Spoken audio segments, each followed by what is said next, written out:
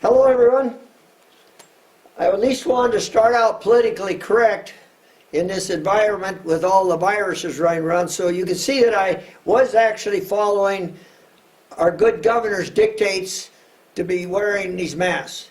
But so I can talk a little bit better, and since everybody is more than 6 feet away, I'm going to dispense it if everybody's okay with that. Okay.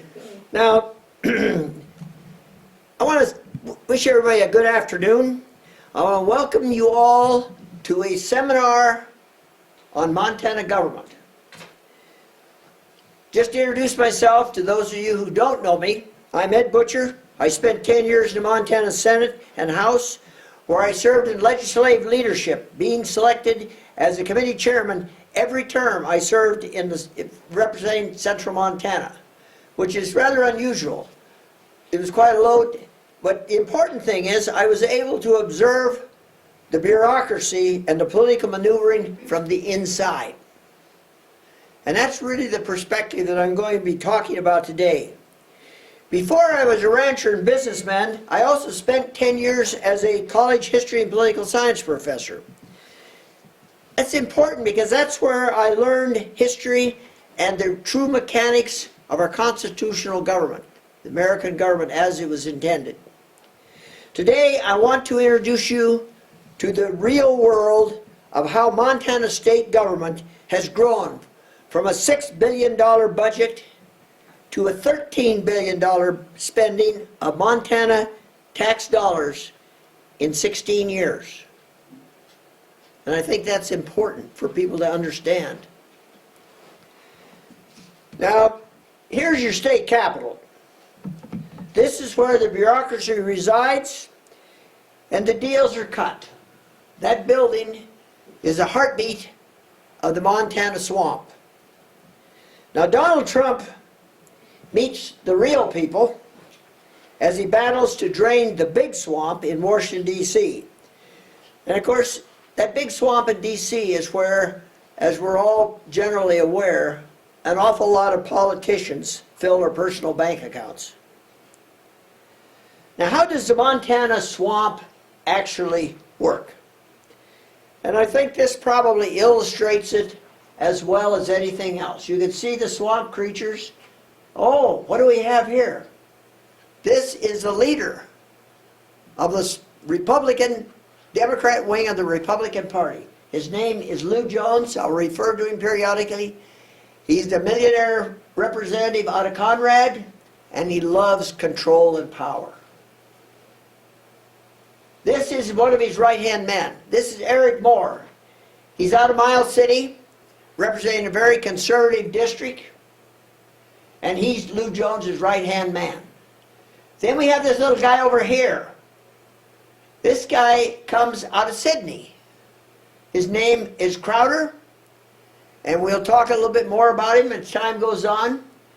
But he's one of the main ringleaders, along with Jones as his henchman.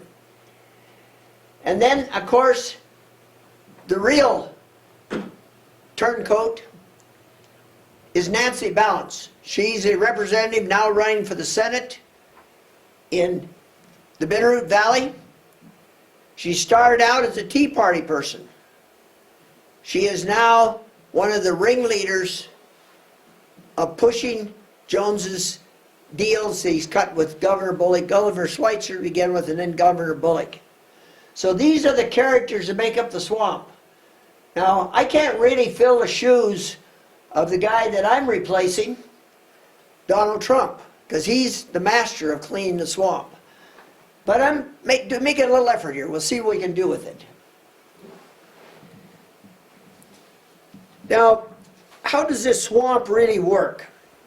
First, how can government grow when voters elect Republicans? Because Republicans, especially in these rural areas where most of those ringleaders come from, those are conservative areas. They vote 60, 70, 80% Republican. They vote for Trump. They're promising fiscal responsibility. But in reality, they're quietly voting with Democrats to spend money and grow government. And that's where the problem comes. Now, how do they do this? I think the big thing that we see is as they move into this picture is the epitome of what the old system was like before term limits. Term limits has pretty much killed this whole backroom deals and power brokers and all that, because they don't stay in office long enough. No one stays in the same office more than 8 years. Well, they don't quite have time to dig the trenches deep enough to become corrupt. But this still goes on. And the new version started out, and of course Lou Jones is the leader of this, and we'll continue to talk about Representative Jones. It started out as the Log Cabin Bunch. Under Schweitzer, they broke the Republican efforts to try and rein Schweitzer in on his budget. We were ready, I was serving in that session. We were going to go to the mat, and we'd go clear to the special session, because Schweitzer was demanding a 40% increase in spending, which was ridiculous.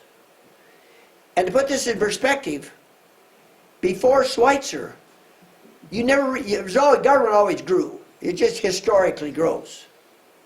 But it was only growing 1.5% to 2%. Schweitzer got in, and during his term, he averaged right around 40% growth every session. And this was where this Log Cabin Bunch, led by Jones, finally broke with the Republican majority. We only had about a 2-vote majority at the time, so it didn't take very many of them crossing over to help the Democrats, and they of course voted in a block. That was the beginning. And then as time has gone on, they evolved into calling themselves the Responsibles, the Responsible Republicans. Now they call themselves the Solution Caucus. But they're all these kind of folks that we see there, cutting these backroom deals. Now, the real question is, you've got a problem. We're trying to, hopefully today will help you kind of identify that problem, and then what can be done to fix that problem. Because that's what we really need to do. If you understand the problem, then you have to look and see, how can we fix it? Well, is the problem Democrats being Democrats? No, it's not. When you elect a Democrat, you expect someone on the perspective between a socialist and a communist that want government spending, government control, concentration of authority in the central government. Is the problem Republicans being Republicans? No. Now, I speak of this from a personal perspective. My family were always Democrats. I was raised a Democrat. And it was about the time Jimmy Carter came in, I realized the socialists were taking over the Democratic Party. And that's when I abandoned them. And I'm sure a lot of the folks out here can identify with that. Because I know in the audience there are going to be people that at one time were Democrats. In my precinct in Winterford, they used to vote 200 and some Democrats to about 75 Republicans. Now, interestingly enough, it has changed to 200 and some Republicans to about 70 Democrats. It wasn't a big influx of people. The locals are still there. They just began to realize that the old party of Roosevelt, they gave credit for bailing them out of the Depression, which that's another issue as a political scientist I could dispute. But anyway, people are changing. And so now the problem is not within the Republican Party itself. The problem is you have Republicans trying to be, as we said, Republican light. I like to say Democrats running as Republicans. In other words, basically Democrats. Now, this would be the splinter group of Republicans that call themselves the Solution Caucus. So let's turn, how do we identify these folks? How do we identify them? Well, it's fairly simple. if you study what's going on in Helena. Here's the makeup of the House of Representatives of the 2019 session. There were 42 Democrats. We had 58 Republicans. We had a majority of Republicans that were the conservatives. Since there were 38 of them, they were called the 38 Special. But then in that Republican Party, we had 20 in a splinter group, which called themselves the Solution Caucus. They were cutting deals with the Democrat governor, constantly cutting deals. Jones is the ideal deal cutter. And these other folks in here, they just kind of go along with the flow. They like to have people pat them on the back and tell them what nice guys they are. I won't say that they're accepting bribes or anything. I don't think very many of them are. They're just weak people that ran as, they have basic Democrat tendencies, and now the Democratic Party's gotten smart. The last few elections, they've actually been running Democrats in conservative Republican districts, claiming they're conservative Republicans. Most voters don't really know the people that well. They just accept that. Now the problem is when this 20-member splinter group joins over with the Democrats, all of a sudden they control the legislature. This is how Schweitzer and then Bullock were able to pass all their legislation. Bullock brags about the fact he got along with both sides of the House. When Schweitzer originally thought he was going to run for president back in 10 years ago, he was also bragging the same thing. And it wasn't because they were such good guys. It was they cut deals with Lou Jones' splinter group. Now, we're talking about the Montana swamp. And of course, that's something that Trump has coined.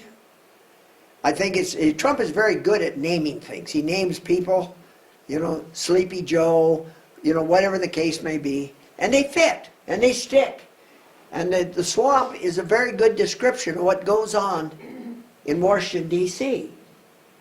Now, what do we mean when we talk about the swamp? Now, we know the Democrats are the bases of this swamp because they're the ones that are wanting more government control. They're the ones that are wanting to rake in as much tax dollars as they can. But we also have two distinct groups within the Republican Party, and that's where the problem comes. That's why I'm talking to primary voters. You have to know who you're voting for if you're a Republican. I'm not talking to the Democrats. They're sitting there smiling. They know they got the dog by the tail on this one. I'm talking to Republicans. You need to know what's going on. Now you have the main body of the Republican Party, the majority, and they are the majority in the legislature. But then you have this Solutions Caucus, this splinter group of Republicans who broke it off. Now these people hold their own meetings, they do their own planning, their own strategy. They work completely outside of the Republican Party. They're the ones that cut the deals with the Democrats and a Democrat governor. Now, some of them benefit financially, but most of them, they just like the kudos with the media putting their name in the paper how great they are. Some of us don't get near as good a media press as this group does. Now, some of us, I always took the old saying, Huey Long, that of course he was a socialist, but the Huey Long down in Louisiana back in the 30s, we don't have very many people in the crowd that remember that, but Huey Long used to say, I don't care what they say about me as long as you spell my name right. That was his favorite deal. But it takes a thick-skinned person like Donald Trump to take the kind of abuse that the media heaps upon him. And so most people, they want to go to the, they think it's great to be a representative or a senator. They can come around and give some talks to the local school kids, and everybody kind of admires your legislators, and you should, but not all of them. You need to know what they're doing, what's going on behind the scenes. Now, one way to identify this separate group, this Solutions Faction, is by looking at scorecards during the legislative session. And there are a lot of scorecards. There are all kinds of scorecards. And this is one of the things I want to help you understand today to be able to sort between what's legitimate scorecards and what aren't. Now, these are all very prominent scorecards, and it's important for you to understand their foundation and how they operate. Most of them have a very narrow focus. The Family Foundation, which is, of course, the very conservative Right to Life group, it's based off of family values. It's the real foundation for a lot of conservative Christians, voters and such. They give people A's, they give people F's. But they only scored 10 bills. And this is important for you to understand.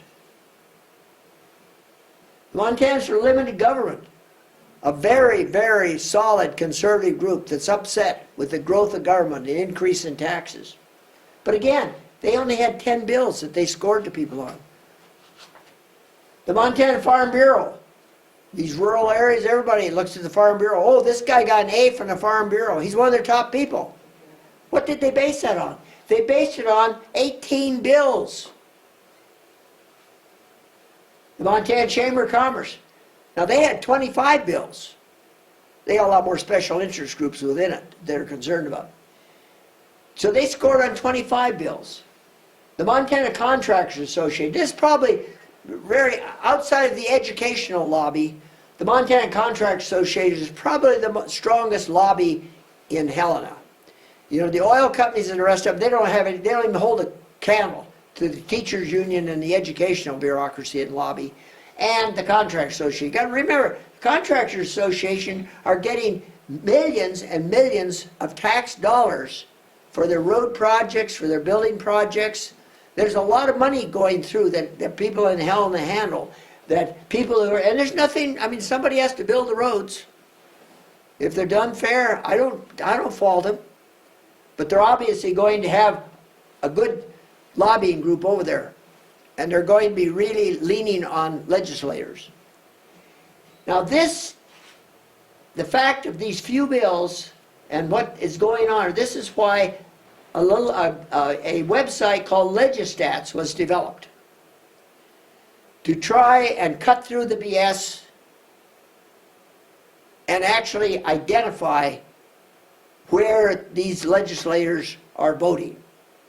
Now, I give credit to my son, who's passed on now. He was the one that was very frustrated. Those of you who knew Travis know that he was very much of a political activist, sharp guy. He sat down with some computer people and developed Legistats because he was fed up with these people who were claiming they were conservatives, and yet they go and spend all this money. They grow government, etc. And so anyway, the one thing we want to point out, he wanted to be fair. He did not want this to be a partisan thing. He said we've got to sort through the BS and figure out what is fair. And so the numbers for Legistats are generated by computer algorithms, there we go, straight from the Montana State website. And it comes off of www.legislature.montana.gov. And you can go to it. This is a wide open website. Every voter can go and check their legislator out. And I think you'll find it very informative. And you go to www.legislatorloyalty.com. Boom. You got access to exactly how your representative is voting. Now, the reason I'm talking about these bills and these numbers and everything is that in the 2019 session, Legistats scored 610 partisan votes in the House and 465 partisan votes in the Senate. Now, out of all this, a total of 375 bills were eventually passed to the governor to sign or veto. Now, the reason this is important, there's 3,000 bills introduced in the average session of the legislature. Most of them are not ready for prime time. They're special interest bills. They're stupid bills. I mean, there's all kinds of reasons. Most of them are killed in committee. That's why you have the committee process. Because then if you want a bill passed, you get your legislator to introduce it. He has it drafted, it's introduced, it goes before the committee. You get up there and you testify before the committee of why this bill, this law, it needs to be put in the law. This idea needs to be put in the law. And out of that, the committee looks at it, they rule one way or the other, they table it, most of them are tabled. Some of them have to be introduced 4 or 5 times before the problems in them are sorted out. It's not that they're bad bills. Some of them may just not be mature enough to go into our Montana state laws. We don't want every good idea going in there if it's a half-baked approach.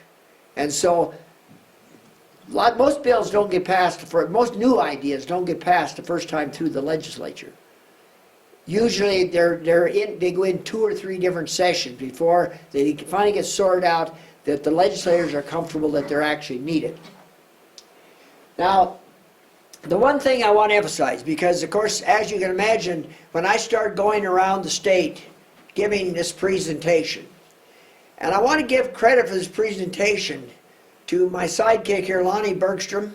So it did a tremendous job digging material, digging information out.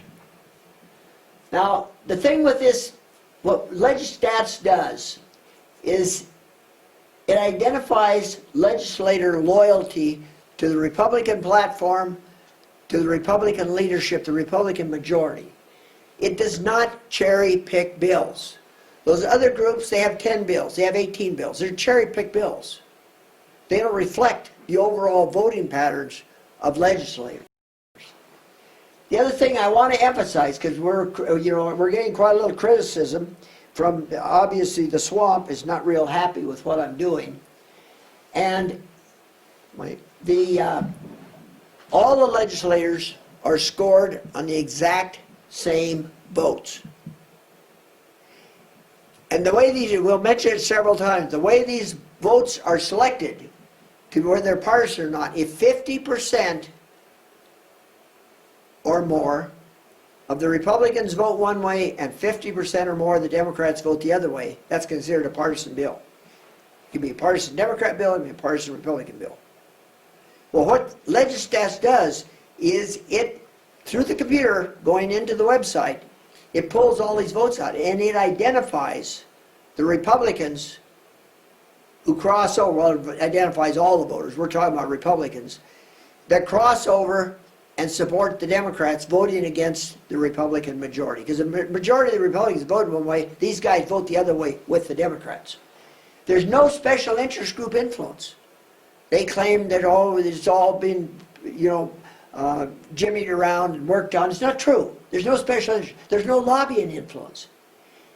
And what's important to understand on this, it scores all second and third reading votes on the House and Senate floors that fall under this 50% that are partisan.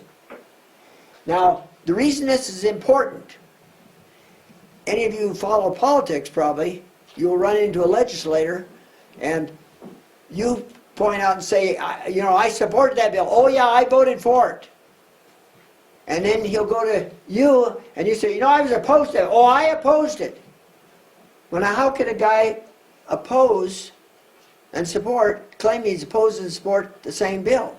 He's not lying, he's truthful. Surprisingly, for a politician, some people would say. But what he's doing is on the second reading, now a bill is introduced into a floor, it comes out of committee, and the first reading, it's read across the podium, as they say. In other words, it's introduced to the House, we'll just talk about the House, it's introduced to the House, and then the leadership appoints it to come up on the calendar for debate, usually a day or two later.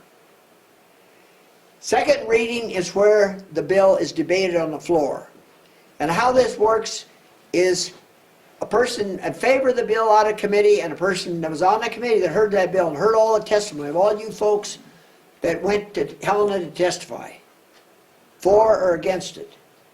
So you've got one guy testifying in favor of the bill, the other one giving the reasons why he's opposed the bill. But it's still passed by a majority vote in the committee. And then it's debated.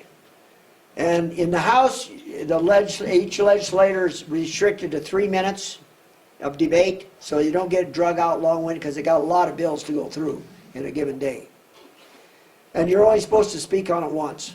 Matter of fact, if you speak on more than once, you basically have to get the rest of the members to vote to allow you to speak again.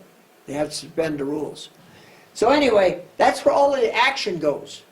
Well, somebody who's opposing this bill, he does his damnedest to get it defeated in that second reading. But if he doesn't prevail and the bill is passed out of second reading, then it is chalked up or marked up for third reading, which is usually the next day at the beginning of the session at 1 o'clock when the floor is convened. There's no debate, there's no discussion, all the bills are listed, and every legislator votes yes or no for that bill as it comes through. And if it passes, then it goes to the next house and then on to the governor. That's how the process works. So when you're looking at these votes, the guy can say, I voted for it, or I voted against it when it came up. Well, he did when he fought it in the second reading. But then third reading comes up, he votes for it because it's going to pass anyway. He couldn't stop it. So this way, he can take credit on either side of the bill. So just so you understand why we call both of them, that's why you get sometimes more votes than are bills. Because you're voting, you've got 2 votes on each bill, basically, as it comes up in the House or the Senate. Now, it's kind of interesting, and Lonnie is going to give a little demonstration here of how we compare a couple of legislators' votes, and the visual, I think, is very important. In this particular demonstration, we are using the vote of House Majority Leader Brad Cheetah. Yep. And Speaker of the House, Greg Hertz. These are the 2 leaders. They were elected by the Republican majority to be the Speaker and the Majority Leader in the House. So these are what we call crossover votes by Speaker of the House, Greg Hertz. He had 36 crossover votes for a crossover rate of 5.9%, but that still kept him in as a A category rated legislator. What this tells you is that even being in majority in the House, not every Republican bill is a good bill, and not every Democrat bill is a bad bill. There's always room for some crossover from anybody. So this was our Speaker Hertz, and here is Majority Leader Brad Cheetah. Majority Leader Cheetah, House District 97, had 27 crossover votes for a rate of only 4.4%, also A-rated. And just in comparison, we'll do a comparison to them to Lou Jones, the head of the Solutions Caucus. So this is, I have an assistant here for Lou Jones. Representative Jones, House District 18, he had 203 crossover votes out of the 610. So that was a total of 33.6%, which put him into the F category, and we'll see if we can... Now think about this, folks. A third of the Democrat votes he supported, and he's running as a Republican from a conservative district. These are Representative Jones' crossover votes. I almost ran out of ink here and paper, Ed. Yeah. Well, and he isn't the worst, but he's in the F group, and he is the leader of the bunch. Interestingly enough, Jones actually supports Democrat bills. It doesn't support him as much as some of his fellow caucus members that are true Democrats. So you kind of get an idea. Now, what's interesting here, you saw the visual comparison of what we're talking about. House leadership average a crossover among all the leadership of 5.2%. And again, I voted for Democrat bills because they were bills that were important to my district, and some of them I thought were probably pretty good bills.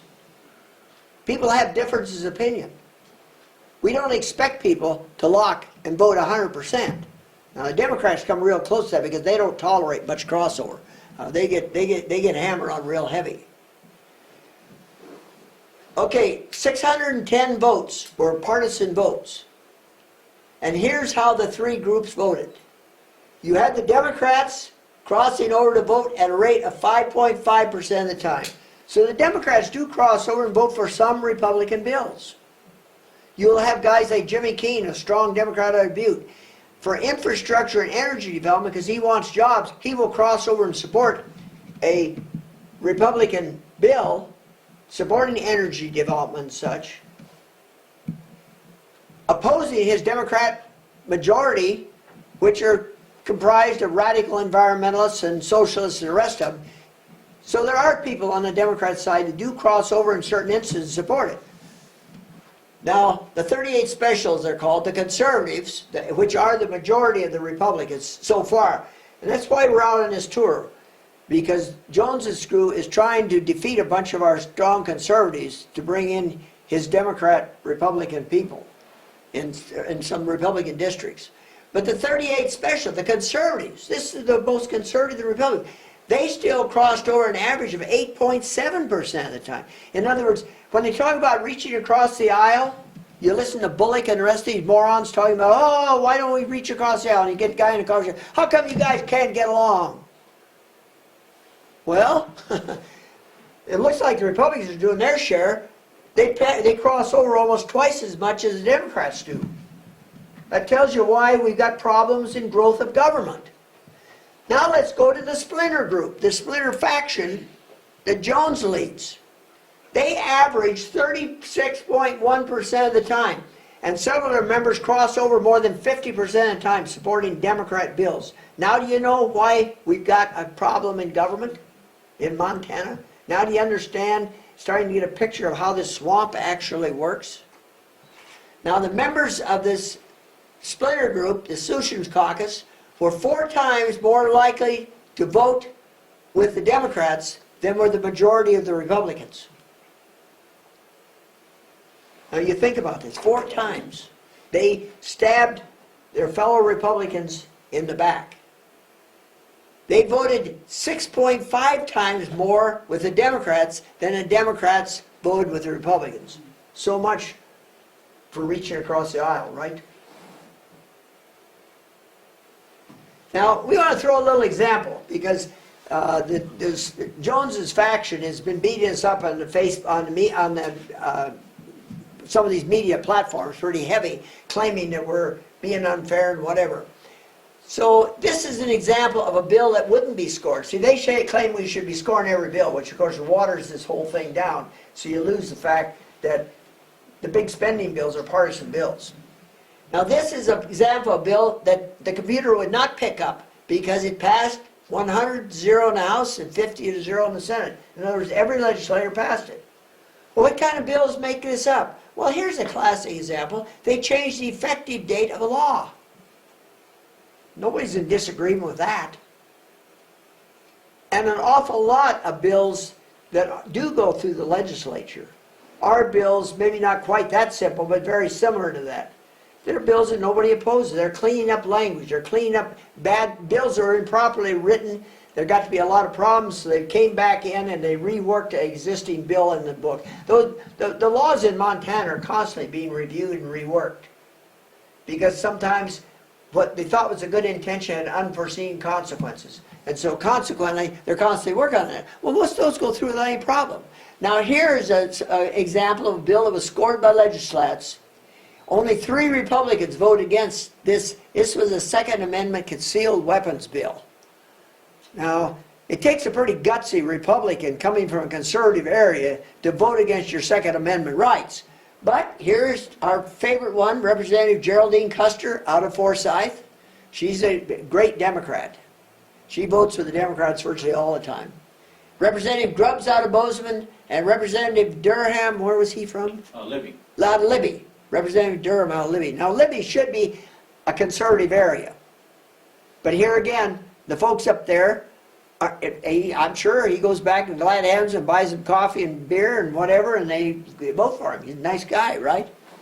But anyway, that bill. Now because we now have 3 caucus groups in Helena, 2 in the Republican Party, I think it's important for those of you out here that are getting ready to vote in this primary, when you have a legislator who has an opponent, it's a fair question to answer. All those candidates are running as Republican. Which group are you going to join? Are you going to join Jones's Democrat wing of the Republican Party? or are you going to stay with the Republican majority that are trying to follow the Republican platform? Those are that's really the important question that any of you who have contested races need to answer. I don't care if the guy has a beard and you don't like it. I don't care if the guy, doesn't dress right. Whatever the issue may be that people pick on and say, I'm going to support that person. Or you have a really good looking candidate, and so you're going to go ahead and, it's very personal, you support them. No, you want to ask them this fundamental question. Who are they going to support? Now, here's where we're getting down the nitty-gritty for those of you who are looking at different legislators. Many of these will be in your districts. And we're identifying. These are the D's and F's. In other words, these are the people that were crossing over at least 25%, 20 to 25% of the time. We're talking about a quarter of the Democrat bills they're supporting. Now, Democrats may have some really sharp people, but I can't quite believe they have that many good bills that we need to be pushing through. Now, as you go through this, of course, these are Julie Dooley. Her husband's running for Congress. Interesting. See where his wife votes. Of course, Eric Moore is out of Miles City. You come through all of these people as you see the different ones that are in here. Ed, I'd like to point out, the red ones are all the ones that have primaries. Yeah, okay. The red ones are all being primary. Now, some of these people are waking up and they're going to try to take these out. So if you're in an area that these people represent, here you see the people who are in this group. You better take a really good look at the opponent, because the opponent is running against them because he or she is more conservative, or they consider themselves more conservative. Now these guys, McCamey and Anderson, they don't have an opponent. Of course, we highlighted Lou Jones since he doesn't have an opponent either. He owns Conrad, so nobody dares run against him. Then you get over to Sidney Crowder. Interesting character.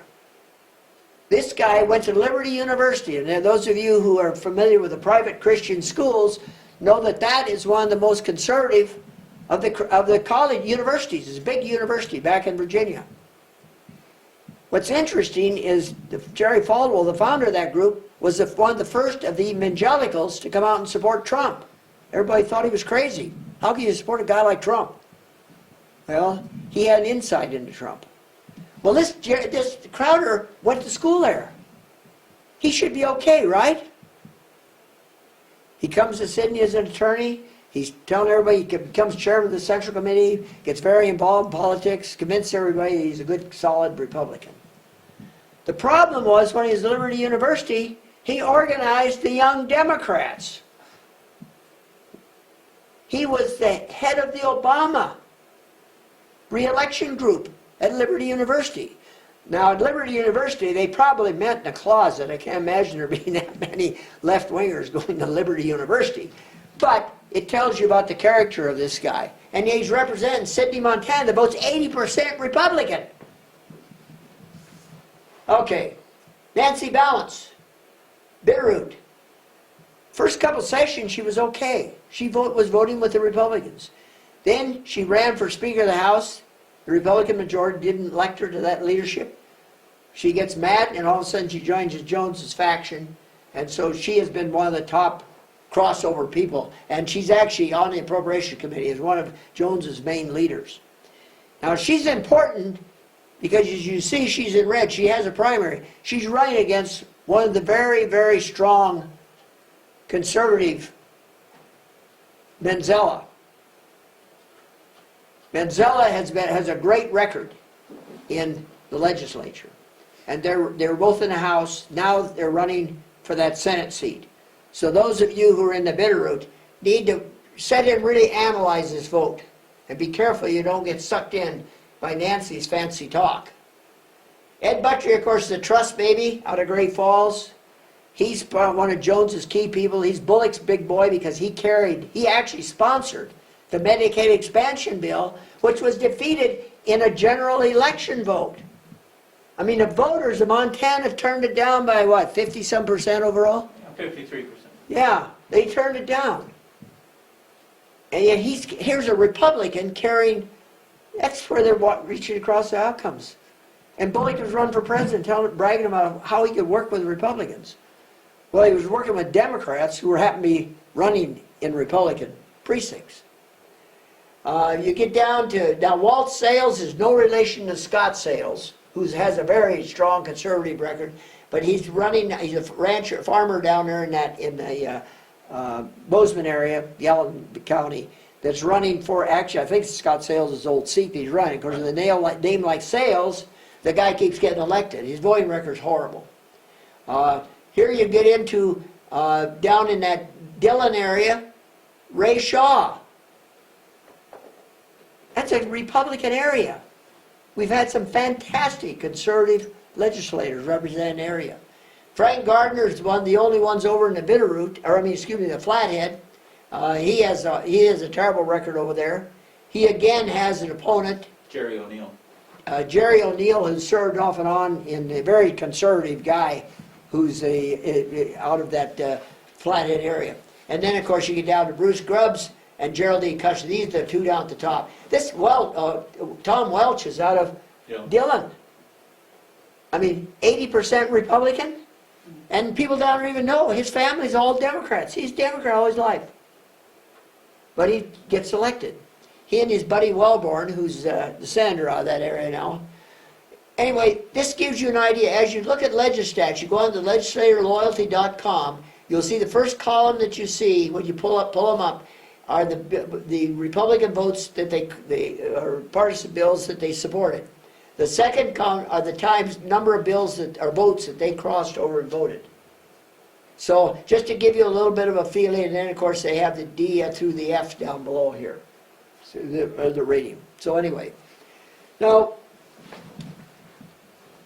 obviously this is the Legistats program. It's based on Legistats. We're pushing this thing for people to educate them. But we want to do a comparison. There's a group called Montans for Limited Government. And it's interesting because they also rated the legislators as to how much big government spending they were doing. And here's the Montans for Limited Government, 2019. Now all the 70s and under are in red. These are their D and Fs. They're also the same as Legistats. It's very interesting because and I don't know how they're doing their rating system. Everybody has their own rating system. But in their rating system, they still came up with identifying the same bunch of Jones's Splinter Group. So we're not alone. We're not alone. And we won't take time to go through all this, but you can get a feeling here if you happen to stop this this video down. You can stop it down and actually study the votes, and you'll see they're kind of in groups. It's very interesting. Gardner's again out of Kalispell. Here's the Great Falls bunch. Here's Sidney, the only eastern Montana one, is Crowder over there. And then you get, well, I shouldn't say only, then there's Miles City. Miles City has 3 people, two there, and then Geraldine Custer's at Forsyth. And then you got this bunch down at Helena, Julie Dooling's from Helena, but Grubbs and Sales, Shaw and Welch all in the eastern Montana. And then you go to Bitterroot. It's amazing to see what's going on in western Montana. Most of the good solid Republicans are good solid Republicans, but you got this little bunch starting with Beatty, Balance, Grief, Hopkins, and then of course Joe Reed comes out of a reservation district, which you kind of give him a little bit of a slack when you're in a reservation district, because obviously he's got to have to vote for a lot of the Democrat welfare bills if he's going to get reelected on a reservation. But a lot of the other bills, he works at it. He's a good representative. He works at it. Now here again, we've identified Solution Caucus just to show that this isn't something off the wall. Here is Montana Free Press. Now this is the Democrat online left-wing, I shouldn't even say Democrat, it's the left-wing online, magazine? Online... Internet news. Internet news. It's internet news. Montana Free Press. It's very interesting. They identify them all, and here they are, the whole list of them. We identify them by their vote. They identify them by individual names. So we're not the only ones that are identifying this Democrat wing of the Republican Party. Now here's an interesting, this is how Governor Bullock and the Bozeman Chronicle describes the Solution Caucus. This is a quote from Bullock. The Solution Caucus, a group of Democrats and moderate Republicans, headed by Representative Lou Jones from Conrad. The governor identified by name. Now it's interesting, in this particular article, he's complaining because they didn't stay with him on his climate change nonsense. Now when Bullock's running for the U.S. Senate, you folks better keep in mind how far left this guy actually is. Just a side issue. But even some of these liberal Republican representatives have been going along with 30 and 40% of the votes. They couldn't quite even go as far as the climate change nonsense. Now they did follow renewal of the Medicaid expansion, and of course they financed some of these big government infrastructure. But you got to remember, folks, Montana has to have a balanced budget. But that is somewhat misleading, because when you bond businesses, you're going outside the budget. That doesn't come under the budget, because that's a debt that's been taken. And so when you set up these big bonding projects, it's future taxes being generated outside of the normal tax structure. Now, how did these backroom deals, what did they get us? I'm just going to take a couple of examples for time. The Medicaid expansion, that was House Bill 658, sponsored by Republican Buttry, as I pointed out before, passed by 100% of the Democrats and 29% of the Republicans. Now, we have to give credit, 71% of the Republicans did vote no. They had to run it through, I don't know, what was it, 16, 17 times. They finally got it passed by one vote. And we'll talk a little bit more about that on down the road. Then, of course, you go back to 17, another favorite one. This was a gas tax. Those of you who are driving a lot of vehicles, trucking or whatever, this was carried by Representative Garner out of Kalispell. Again, a Republican. The Democrats always have Republicans front for them. It was passed by the Solution Caucus. 21% of the Republicans with 90%, 6% of the Republicans. Actually, 4% of the Republicans, or Democrats actually voted against it. I mean, here's where you see a crossover on the Democrats occasionally. It was opposed by 79% of the Republicans. But in that 17 session, it was a close enough, the Democrats, or the Republicans didn't have that big a majority, so it didn't take as many to cross over to get it passed. And then, of course, this CSKT water compact. And I won't take the time to go into that. But this is probably the most criminal thing that ever came through. And this was pushed through by the Republicans. They're the ones that Democrats, of course, supported 100%. As you'll see up there, 100% of Democrats. 26% of the Republicans supported it. It was signed by Bullock. It was pushed by Tim Fox, who's Attorney General. They voted on it 17 times to finally get the thing passed. And this was largely could be credited to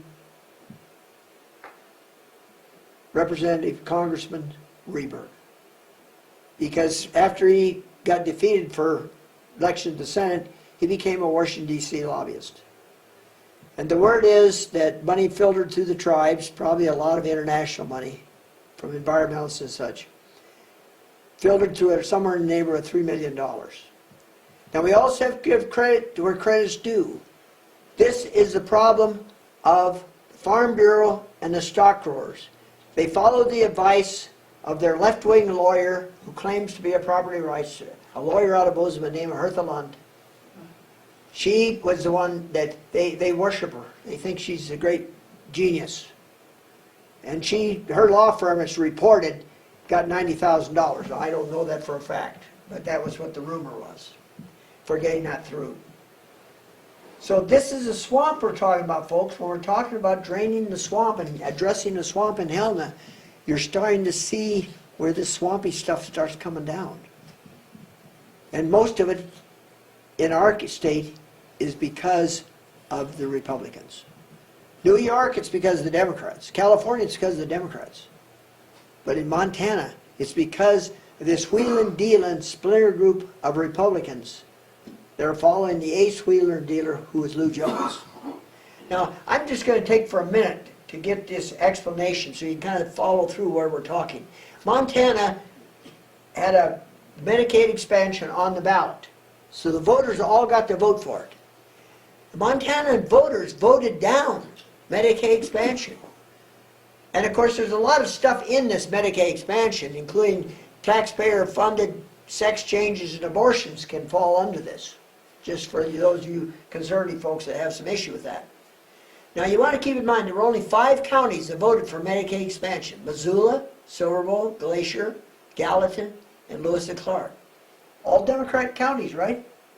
They're the only counties in Montana, countywide, that actually passed it. 71% of the Republicans, the majority, voted against Medicaid expansion. So we have again the Splinter Group, the Solutions Caucus, that voted against their Republican majority, their Republican leadership. You can understand why a lot of the Republican leaders are frustrated in Montana legislature, because they keep getting stabbed in the back by Jones's bunch. And yet they go back and tell everybody how conservative they are. They've actually, under Solutions Caucus, the last month or two, they've actually added now Conservative Solutions Caucus to their titles.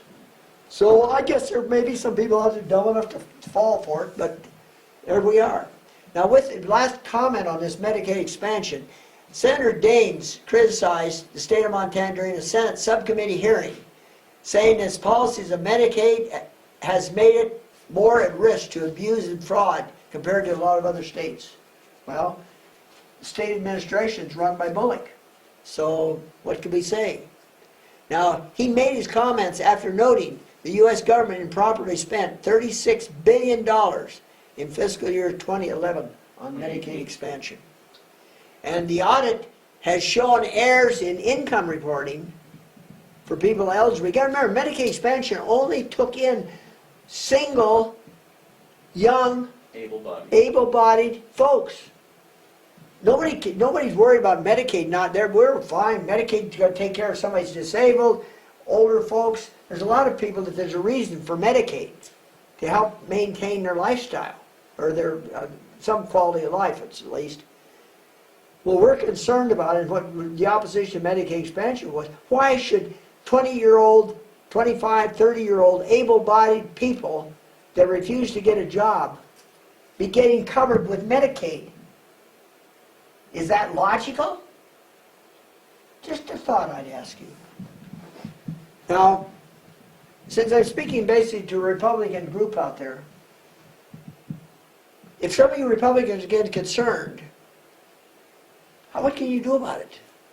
Now, the following candidates need your help in defeating Jones's Solution Faction.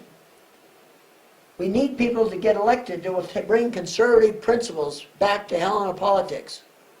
And you have to keep in mind, it costs money to campaign, especially now. It looks like Soros is going to be dumping millions into Montana because it's U.S. Senate. Now that they've got Bullock jumped in against Daines, they hope they can, it's a one shot at trying to take that Senate seat. And of course, unfortunately, a bunch of the Ocheski people are beating up on Daines because of the water compact. And a lot of people in western Montana, based on that single vote, are going to refuse to support Daines. Now, Daines has an incredibly conservative voting record in D.C., well over 80%. Clubs for Growth have only supported, I've seen, since they came into being, and they're a PAC that supports conservative candidates. They've only supported 2 Montana congressional candidates in their history. Rehberg couldn't meet the qualifications. None of the others could meet the qualifications. Of course, most of them were Democrats. That's understandable. But Rosendale was one of the first ones they endorsed because of his conservative principles and his fiscal responsibility shown during the times he served in various state offices. And Daines. So you can send any of these legislative candidates up to $180 per person.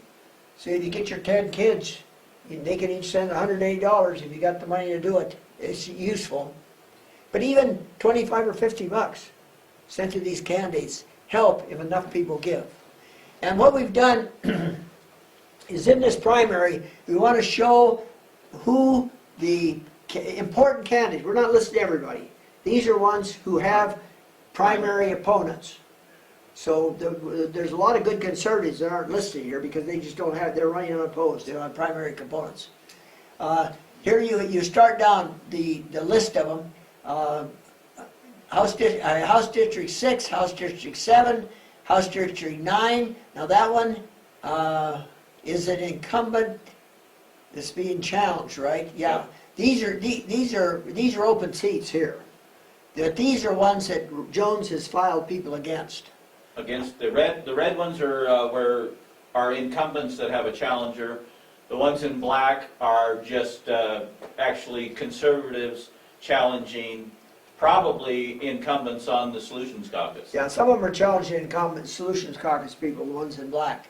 But anyway, you go down, of course, Skis is one of their prime targets. They really got to get him out of there, because Skis is probably one of the most vocal of the conservatives in the legislature. You come down through this group, Casey Knudsen. He's up in Malta. Very, very solid, good solid conservative Republican, representing a rural area. Jones has recruited a woman out of Glasgow to run against him. Then you've got Rhonda Knudsen. Now this is Austin, there, I got it right. Austin Knudsen is running for Attorney General, and he's been in the legislature, he was Speaker of the House, one of our really strong Republicans in the legislature. His mother, this is his mother who's filed for that seat there. She's an incumbent, and they've got somebody filed against her.